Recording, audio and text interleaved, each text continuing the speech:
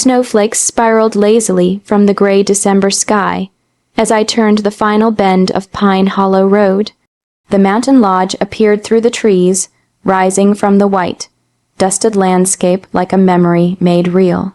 It was exactly as I remembered: dark cedar wood, broad windows trimmed in green, a wreath hanging on the front door. My parents' lodge, my lodge now. I had imagined this moment 100 times during the 3 years I'd been gone, parking my car, stepping into the silence, feeling the weight of home settle around me like a warm blanket. But instead of stillness, there was light, laughter, music. At first, I thought maybe a caretaker was hosting something small, but as I drew closer, I could see silhouettes moving behind the windows, glasses glinting, people dancing. My heart thudded. The lodge was alive, but not with my memories. I stepped out into the cold, breath curling like smoke. The air smelled of pine, firewood, and faintly of cinnamon, Lena's favorite scent. My pulse stumbled. That wasn't possible. I climbed the porch steps, snow crunching beneath my boots. The door swung open before I could knock, and there she was, my sister, Lena, wearing a red velvet dress that shimmered in the firelight. She looked radiant, golden hair swept to one side, smile perfectly poised. For a moment, neither of us spoke. The past seemed to hang between us, as heavy as the snow-laden sky. "Clara," she finally said, her voice bright but a little too high. "Oh my God, I didn't know you were coming." I swallowed the 1,000 words that crowded my throat. I didn't know I needed an invitation. She laughed, that airy, practiced sound I remembered from every family gathering, the one that made people think she was kind.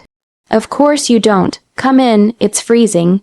Inside, the warmth hit me first, then the music of Christmas carols drifting from the old record player. Every surface glowed with decorations, candles, garlands, golden ribbons, the same ones I'd packed away years ago after our parents' funeral. Only now they looked wrong, as if she'd stolen not just the house but the soul of it. "You've redecorated," I said softly, running my hand over the wooden banister our father carved himself. "Oh, just little touches," Lena replied breezily. "You know me, I can't stand a space feeling empty. I've been taking care of the place while you were away, taking care of it." The words tasted bitter. Across the room, people turned to smile and wave, neighbors, old friends. A few whispered my name. They looked surprised to see me, as if I were the stranger here. My eyes caught on a familiar figure by the fireplace. "Ethan," my breath hitched. He looked older, maybe sadder, but when his eyes met mine, something flickered: guilt, recognition, regret. It didn't matter. I turned away. "Relax," Lena murmured beside me, her hand brushing my sleeve. "It's Christmas. Let's just enjoy it, okay?" I forced a small smile, though my chest burned. "Sure, Lena, let's enjoy it." But as I glanced around at my parents' photos, my mother's quilt on the sofa, the tree decorated with ornaments I'd made as a child, a cold certainty settled in my stomach. My sister hadn't just borrowed my home. She had moved into my life, rewritten my story, and made herself the heroine. And I had just walked into her version of my past. The warmth of the lodge should have felt like home, but it didn't. Every corner, every familiar piece of furniture seemed possessed, twisted into something almost unrecognizable. The scent of pine and cinnamon was too sharp, too deliberate, as if Lena had bottled up memories and sprinkled them like perfume to claim ownership. She guided me through the room with the same practiced smile she always wore, introducing me to neighbors and friends I barely remembered. "Clara, meet people I've invited. Everyone's been waiting to see you." I nodded politely, my hands cold despite the roaring fire. I noticed the little details immediately. The stockings hanging by the fireplace weren't ours. The tree was adorned with ornaments I didn't recognize. Even the quilt on the sofa had been replaced. My mother's quilt, the one I'd stitched alongside her every Christmas for years, was gone. "You've really made this place yours," I said, trying to keep my voice neutral, though a tight coil of anger twisted inside me. "Oh, I just wanted it to feel alive," Lena replied. Her smile was sharp under the soft glow of the chandelier. "You know, it's so easy for old houses to become lonely when no one's here to care for them." I wanted to laugh. Alone, I had been gone for 3 years, yes, but the lodge had been my inheritance, my memory, my life. Not hers. Then I saw him, Ethan, across the room, laughing and leaning against the piano, as if the past had never existed. He caught my eye for a moment, and guilt flitted across his face, a fleeting shadow. But it didn't matter. The betrayal had already been done. I felt the years of pain, humiliation, and loss rush back, mingling with the icy sting of betrayal. Lena followed my gaze. Ethan, oh, don't mind him, just an old friend. My lips pressed into a thin line. Old friend, she knew what she had done. She had moved into my life, step by step, weaving herself into my past and future, leaving me to vanish. And here she was, smiling, pretending the world hadn't shifted beneath me. I excused myself, retreating toward the small library at the far end of the lodge. Dust motes danced in the firelight, settling on the shelves I had lined with books as a teenager. I ran my fingers along the spines, recognizing the familiar titles, my own collection. Memories struck me sharply, the late nights spent reading by the fire, the letters I had written to my parents when I felt lost in the city, the laughter we had shared during snowball fights in the front yard. Lena had erased all of that, replaced it with her version of life here. Her version of us. I sank into the armchair my father had carved, staring at the fire.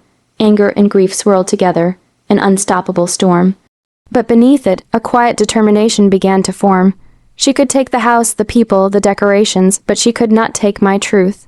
She could not rewrite the past my parents had entrusted to me. The room felt smaller suddenly, constricting around me. Lena's laughter drifted faintly from the other room. I clenched my fists in my lap, forcing myself to breathe. I would not act impulsively. I would not give her the satisfaction of seeing me break. No, I decided quietly and firmly. This was not the end. This was only the beginning. And one day, she would see that the lodge, my home, had never really left my hands. The next morning, the lodge was quiet, an eerie contrast to the previous night's laughter and music. The snow outside lay untouched, pure and cold, as if the mountain itself was holding its breath. I stayed in my old bedroom, dust motes drifting in the slanted sunlight. It smelled faintly of cedar and winter air, the way it always had. I ran my hands along the desk, the shelves, the worn windowsill, remembering the countless hours I had spent here, sketching, writing, dreaming. This room, my sanctuary, had been waiting for me, untouched by Lena's careful hand. After breakfast, or what passed for breakfast amid the lingering guests downstairs, I started small. I tightened a loose stair railing, adjusted the crooked frame of a photograph, and relit the lanterns that had gone dark during my absence. Each small act was deliberate, almost ritualistic. A quiet reclaiming of the lodge, piece by piece. Lena noticed, her eyes flickering with something unspoken, when she saw me moving confidently through the house, my fingers brushing over familiar surfaces.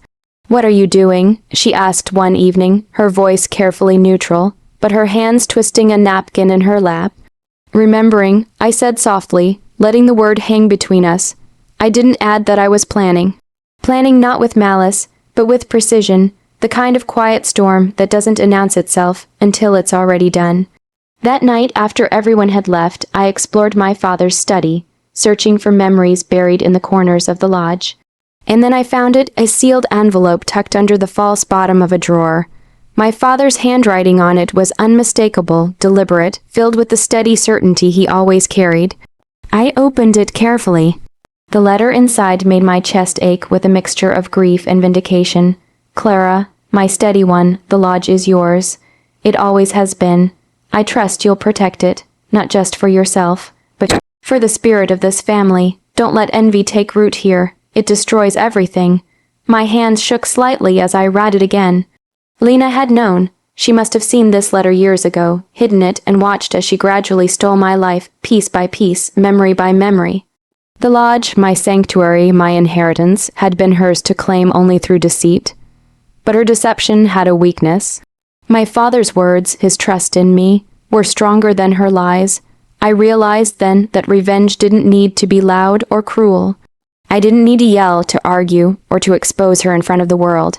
I could reclaim what was mine quietly, methodically, like the snow melting under the first rays of dawn. I began making plans, subtle and deliberate.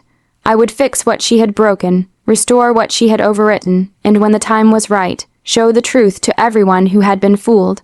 The lodge would be mine again, not through rage, but through patience and precision. And as I sat by the fire that night, listening to the wind whistling outside, I felt something I hadn't felt in years, a sense of control, a quiet power that came not from domination, but from remembering who I was and who I was meant to be. Christmas morning broke over the mountain like a promise. The snow glistened in the pale light, blanketing the world in silence. Inside the lodge, the remnants of last night's celebration, half-empty glasses, crumpled napkins, a scattering of ornaments, hinted at the life Lena had tried to claim as her own. I stood in the main hall, my father's letter carefully folded in my hand. The fire flickered in the hearth, casting long shadows across the room. I could hear Lena moving behind me, her footsteps light, cautious, as if she already sensed the reckoning to come. "Everyone," I began, my voice steady, calm, carrying the weight of years. "I have something to share." A hush fell over the lodge. Lena froze mid-step, her expression a mix of surprise and dread. Ethan, leaning against the piano, straightened, his eyes wide. Guests glanced at each other, curiosity replacing the festive cheer.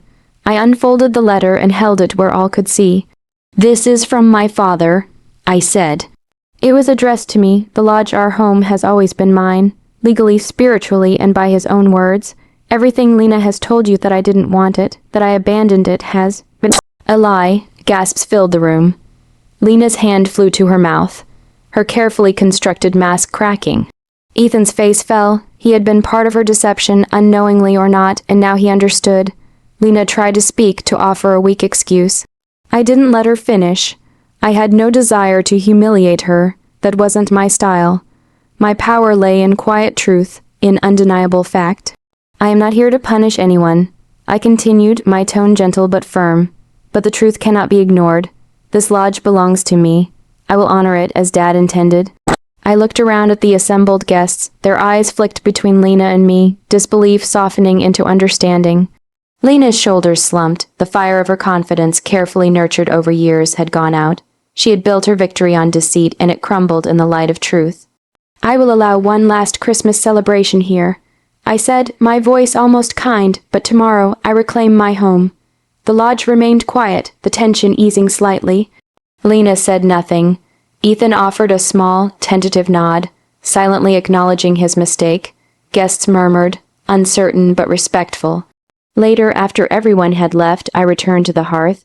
I poured myself a cup of cocoa, the same cup I had used as a child. The lodge was mine again, not because I had fought or shouted, but because I remembered who I was and refused to let deceit dictate my life. The snow outside continued to fall softly, blanketing the mountains in white. The wind whispered through the pines, carrying a peace I hadn't felt in years. I watched the flames dance, the warmth seeping into my bones. For the first time since my parents' passing, I felt whole.